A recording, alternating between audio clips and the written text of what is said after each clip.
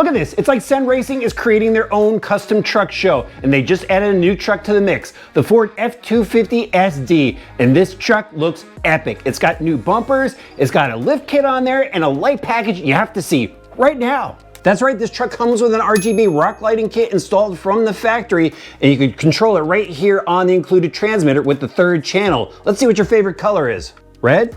Orange? Yellow? Green looks cool. Blue looks pretty rad. Teal, that's pretty sweet. Purple or white? Buddy Deal, what's your favorite color? Let me know in the comments section below.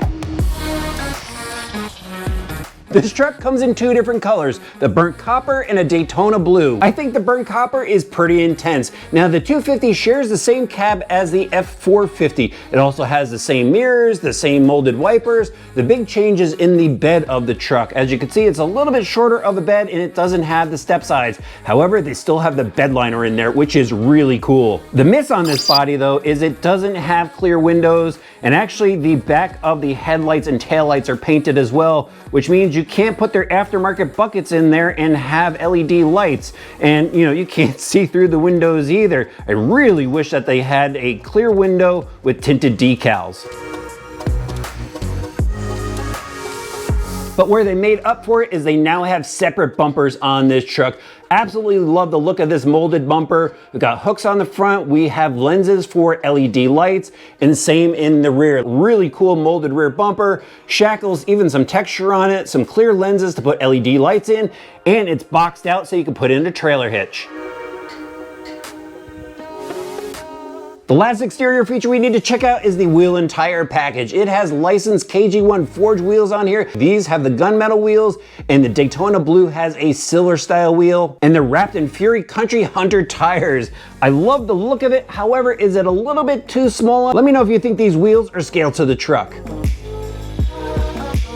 Time to take a quick look at the DL Series platform. This is a metal ladder frame chassis with composite cross braces, and it is a little bit different from the F450. This has a shorter wheelbase to it, and it has new shorter rear plates. Right above that is a new battery box. In the center here is our radio tray with receiver box, and right next to it is the WP1040 speed controller, and that powers the included S550 torque motor. Up here we have the RGB lighting kit module. Steering servo mounted up front with this extremely long servo horn on it, and it goes down to a belt crank mounted on the axle for the steering. Pretty unique setup. So let's take a look at the suspension now, because this is a really cool setup. They lifted this truck, and to do so they added these metal plates to the frame rails, and this is where the links attach to, and they stacked the 4-link on here, which looks really awesome, and it works pretty well considering the type of panhard bar that they had to use. I've never seen something like this before. If you look down by the axle, or right on top of the axle, they have a bell crank with 2 rods, one going to the chassis and the other one going down to the axle, and that keeps the axle in line as the suspension cycles. Really neat setup, and there is a little bit of bump steer in the truck, but I don't think it's a big deal for what this truck is intended to be used for. They have that same bell crank system out back. They retain the sway bars, which I think is really cool, and they have these long travel 110mm shocks, large bore with a fake piggyback on it, which gives it an awesome look when you're looking into the wheel wells. Moving on to the driveline, we still have the high-low transmission that needs to be manually converted. Now there is a change to the drive shaft system. We now have these super long metal dog bones that go to the front and rear axles, where before on the F450 we had a carrier bearing in the center. Now the axles are still the same. We've got these nice scale looking axles with open differentials, full ball bearings inside. We got some metal gears in there.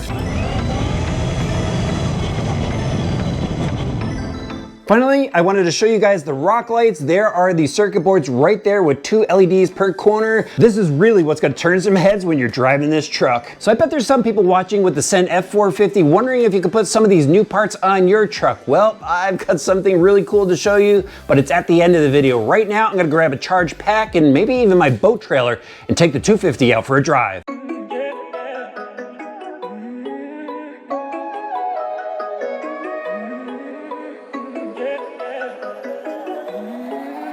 Speed test.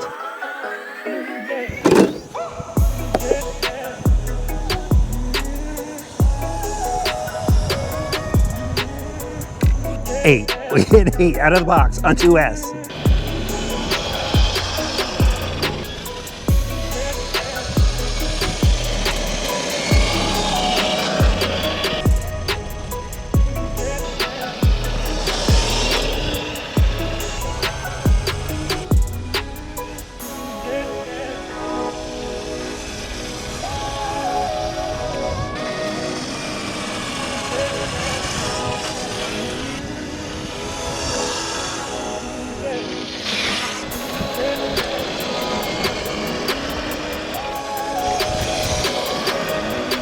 How about a four-wheel burnout?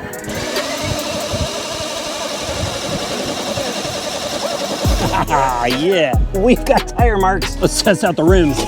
Oh yeah, there it is, top speed, and there's full turning back and forth. Definitely needs a little more steering. I try to avoid that. Time for some dirt donuts.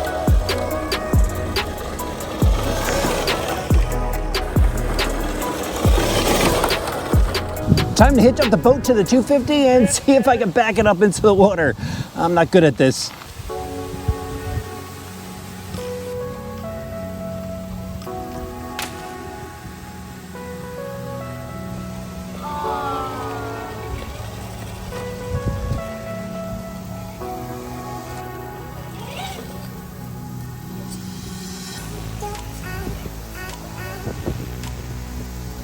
Technically, it's in the water.